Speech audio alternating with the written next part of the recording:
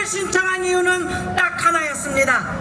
후보자는 그 후보자를 믿고 소중한 한 표를 준 분에게 당신의 표가 어디로 갔는지를 증명해야 될 의무가 있습니다.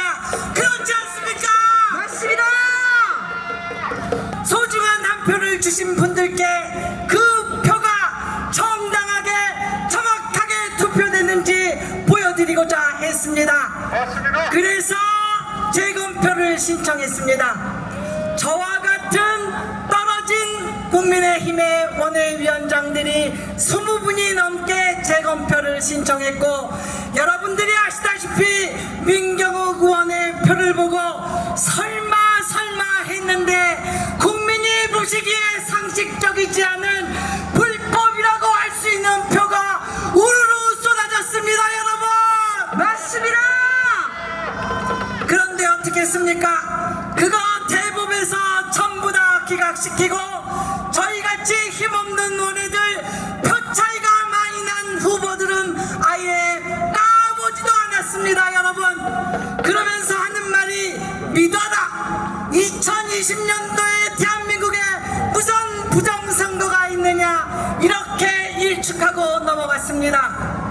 좌절감이 컸지만 저는 대한민국의 법원을 믿고, 그래, 부정선거는 없을 거야, 부실선거는 있을지언정 부정선거는 없을 것이라고 믿었습니다. 2023년 3월 5일 윤석열 대통령 선거의 사전투표에서 아마 여러분 보셨을 겁니다. 사전투표에 코로나 환자들이 5시에 투표장에서 이재명이 기표된 투표지가 들어가 있는, 2장씩 들어가 있는 투표지가 바로 우리 은평구 신사일동 동사무소에서 나왔습니다.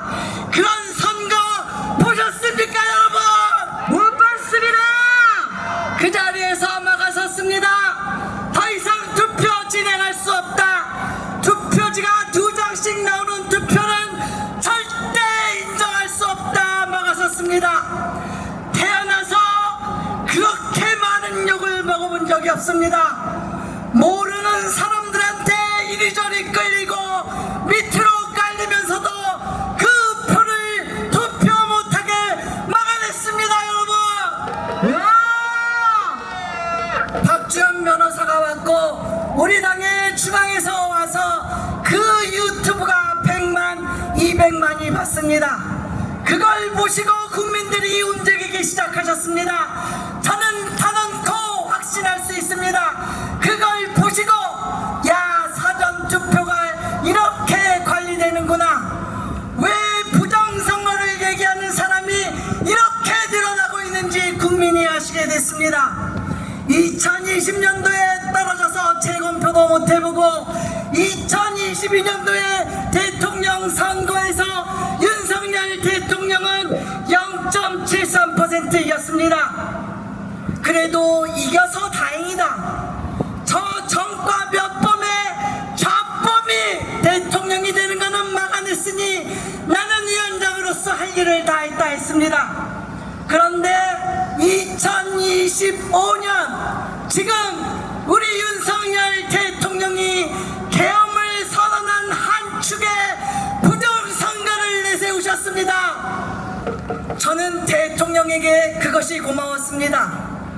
저같이 힘없고 떨어진 원애들은, 그런 후보자는 그 부정선거를 국민에게 수면에 올려서 공론화하지 못했지만 우리 대통령께서는 당선한 사람이니까 당당하게 그럼 한번 헌재에 가서 투표수와 투표인을 맞춰보자고 국민께 전 세계에 대고 말씀을 하셨습니다. 맞습니다.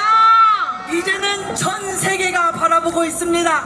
계엄을 선포한 창피한 대한민국이 아니라 지금 흔들리고 있는 자유민주주의를 지키기 위해서 대한민국의 윤석열 대통령이 이 불법 선거와의 전쟁을 선언하고 있다는 걸 전 세계가 알고 있습니다. 여러분, 예. 맞습니다. 원하실 거라 믿습니다. 이것을 이겨내지 못하면 여러분 아시겠지만 2020년도에도 사전투표 7대3, 6대4 까보나마나 어느 당이 이겼습니까? 2024년 선거에서 사전투표 또 까보나마나 어느 당이 이겼습니까?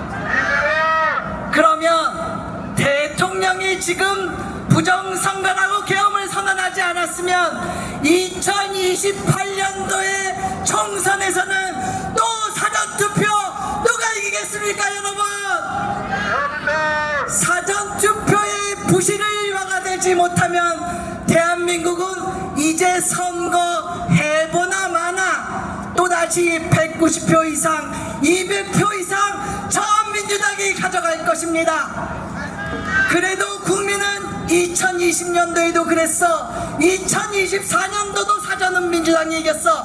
그러니 28년도도 민주당이 이기는 거 당연하다고 얘기할 겁니다. 대통령이 일을 할 수 없는 게 아니라 대한민국의 한쪽 날개가 꺾어져서 아무리 한쪽 날개가 화려해도 이제는 더 이상 대한민국이 세계를 위해서 세계 중심으로 날아갈 수 없습니다 여러분. 예!